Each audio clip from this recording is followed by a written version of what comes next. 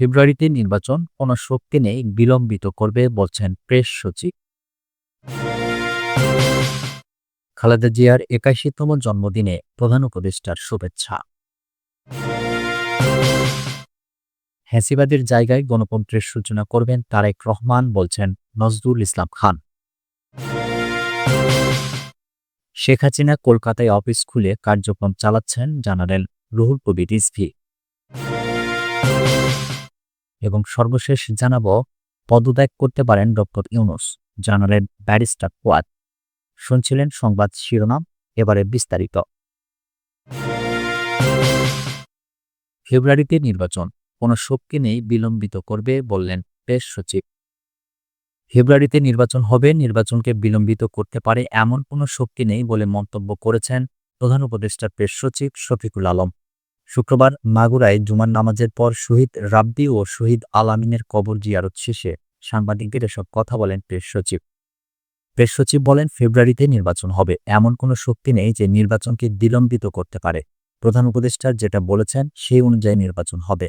নির্বাচন ফেব্রুয়ারিতেই হবে, এ বিষয়ে কোনো সন্দেহ নেই। যারা সন্দেহের বীজ রোপণ করছেন তাদেরকে বলবো, আপনারা থামেন, নির্বাচন ফেব্রুয়ারিতে হবে। শফিকুল আলম বলেন, নির্বাচনের জন্য পুরো জাতি প্রস্তুত। নির্বাচনের সঙ্গে সংশ্লিষ্ট সব প্রতিষ্ঠানও নির্বাচন নিয়ে এরই মধ্যেই কাজ করতে শুরু করেছে। এই বর্ষার মৌসুম শেষ হলেই পাড়ায় পাড়ায়, মহল্লায় মহল্লায় নির্বাচনের হাওয়া লেগে যাবে।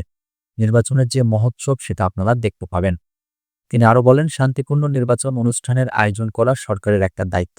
তা নিয়ে সরকার ও নির্বাচন কমিশন কাজ করছে। সামাজিকভাবে আরেকটা দায়িত্ব হলো সবাই মিলে ভালো একটা নির্বাচন করা। খালেদা জিয়ার ৮১তম জন্মদিনে প্রধান উপদেষ্টার শুভেচ্ছা। বিএনপি চেয়ারপারসন খালেদা জিয়ার ৮১তম জন্মদিন উপলক্ষে প্রধান উপদেষ্টা ডক্টর মোহাম্মদ ইউনূস ফুলের শুভেচ্ছা জানিয়েছেন।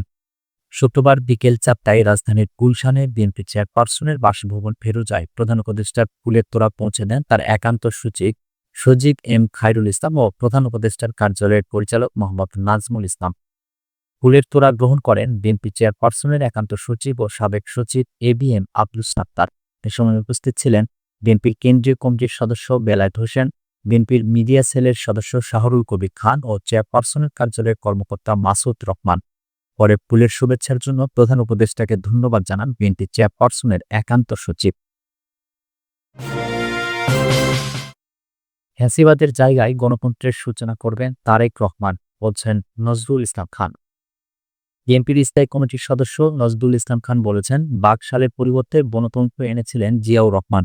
সামরিক স্বৈরশাসনের গোরস্থানে গণতন্ত্র প্রতিষ্ঠা করেছিলেন খালেদা জিয়া, আর ফ্যাসিবাদের জায়গায় তারেক রহমান গণতন্ত্রের সূচনা করবেন। শুক্রবার রাজধানীর নয়াপল্টনে বিএনপির কেন্দ্রীয় কার্যালয়ে দলটির চেয়ারপারসন ও সাবেক প্রধানমন্ত্রী খালেদা জিয়ার ৮১তম জন্মবার্ষিকী উপলক্ষে আয়োজিত দোয়া ও মিলাদ মাহফিলে তিনি এসব কথা বলেন। নজরুল ইসলাম খান আরও বলেন, যারা ক্ষমতাচ্যুত হয়েছিল তাদের ক্ষমতায় আসতে দীর্ঘ সময় লেগেছিল। মুসলিম লীগ ২১ বছর ধরে ক্ষমতায় আসতে পারেনি, কিন্তু খালেদা জিয়ার নেতৃত্বে বিএনপি মাত্র ৯ বছরে আবার ক্ষমতায় ফিরেছিল। এই অর্জনের মূল কাণ্ডারি ছিলেন দেশনেত্রী খালেদা জিয়া। সামরিক স্বৈরশাসনের পরিবর্তে বহুদলীয় গণতন্ত্রের ইতিহাস তার হাত ধরেই রচিত হয়েছে। দায়িত্ব নেওয়ার পর বাংলাদেশের অর্থনৈতিক অবস্থান ঘুরে দাঁড়িয়েছিল। তিনি আরও বলেন, শহীদ জিয়ার হাত ধরে প্রতিষ্ঠিত বিএনপি গণতন্ত্র প্রতিষ্ঠার জন্য দীর্ঘ পথ পাড়ি দিয়েছে। বহু মানুষ এই পথে প্রয়াণ করেছেন, কিন্তু দারুণ দুঃসময়ের দলের হাল ধরেছিলেন খালেদা জিয়া।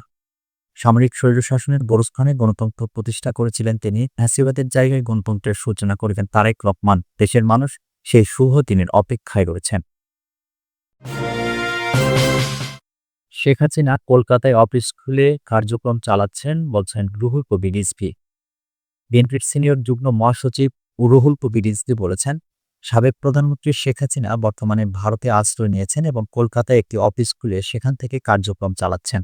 শুক্রবার বিকালে জাতীয় প্রেস ক্লাবে এক আলোচনা সভায় তিনি এমনটা দাবি করেন। বলেন, শেখ হাসিনা এখন কলকাতায় অফিস খুলে বাংলাদেশ বিরোধী কার্যক্রম চালাচ্ছেন। দেশে তার কোনো জায়গা হয়নি, তাই তাকে এখন কলকাতায় আওয়ামী অফিস খুলে কাজ চালাতে হচ্ছে। তিনি আরও বলেন, আওয়ামী লীগ এমন এক পরিস্থিতি তৈরি করেছিল যেখানে বিরোধী দল মানেই জঙ্গি, কিন্তু সেই সময় দেশ ত্যাগ করেননি বেগম খালেদা জিয়া, অথচ পালিয়ে যেতে হয়েছে শেখ হাসিনাকে। রিজভী প্রশ্ন করেন, পলাতক শেখ হাসিনাকে ভারত কেন পুশব্যাক করছে না। আলোচনায় তিনি আরও অভিযোগ করেন, দেশের বর্তমান রাজনৈতিক অস্থিরতা ও দমন পীড়নের জন্য আওয়ামী লীগ নেতৃত্বই দায়ী। রিজভী বলেন, জনগণের আন্দোলনের মাধ্যমে গণতন্ত্র পুনরুদ্ধার হবে। পদত্যাগ করতে পারেন ডক্টর ইউনূস, জানালেন ব্যারিস্টার ফুয়াদ। আমার বাংলাদেশ পার্টির সাধারণ সম্পাদক ব্যারিস্টার আসাদুজ্জামান ফুয়াদ বলেছেন, বাংলাদেশ জামাত ইসলামী এবং জাতীয় নাগরিক পার্টি এনসিপি যদি নির্বাচনে না যায় তবে প্রফেসর মোহাম্মদ ইউনূস দায়িত্ব থেকে পদত্যাগ করতে পারেন। সম্প্রতি একটি বেসরকারি টেলিভিশনের টক শোতে অংশ নিয়ে তিনি বলেন, আওয়ামী লীগ যেমন ১৯৭৩ এবং ২০১৮ সালের নির্বাচনে একতরফা পদ্ধতিতে নির্বাচিত হয়েছে, এবারের নির্বাচনও ফেয়ার ও সুষ্ঠু হলেও একতরফা হওয়ার সম্ভাবনা রয়েছে। ফুয়াদ বলেন, বিএনপির ইতিহাসে প্রথমবারের মতো প্রতিটি আসনে সিরিয়াসলি প্রতিযোগিতা করার মতো প্রার্থী নেই। সব দল একত্রিত হলেও বিএনপির বিরুদ্ধে ১০০ আসনে প্রার্থী দেওয়া কঠিন হবে। বিএনপির সবচেয়ে বড় চ্যালেঞ্জ হবে বিএনপির নিচে ১৩০ থেকে ১৩৫ আসনে বিএনপির বিদ্রোহী প্রার্থী রয়েছে এবং তারা একে অপরের বিরুদ্ধে খুবই শক্তিশালী। তিনি আরও বলেন, জুলাই সনদ বাস্তবায়ন নিয়ে দলগুলোর মধ্যে গুরুত্বপূর্ণ ইস্যু তৈরি হয়েছে। আমরা ইতিমধ্যে যেগুলোতে একমত হয়েছি সেগুলো বাস্তবায়ন নিয়ে আর ২০৩১ সাল পর্যন্ত অপেক্ষা করার প্রয়োজন নেই। নারীদের আসন ৫০ থেকে ১০০ করার প্রস্তাব, ২ টার্মের বেশি প্রধানমন্ত্রী থাকার সীমাবদ্ধতায় এসব এখনই বাস্তবায়ন করা সম্ভব। এবি পার্টির সাধারণ সম্পাদক বলেন, সব রাজনৈতিক দল নির্বাচনে গেলেও বিএনপির একতরফা বিজয়ের সম্ভাবনা আছে। নির্বাচন একমুখী হতে পারে। জামায়াত ও চরমোনাই বিএনপির পরে সবচেয়ে বড় দল। তারা পিয়ার সিস্টেম নিয়ে কঠোর অবস্থান নিলে নির্বাচন বয়কট করতে পারে।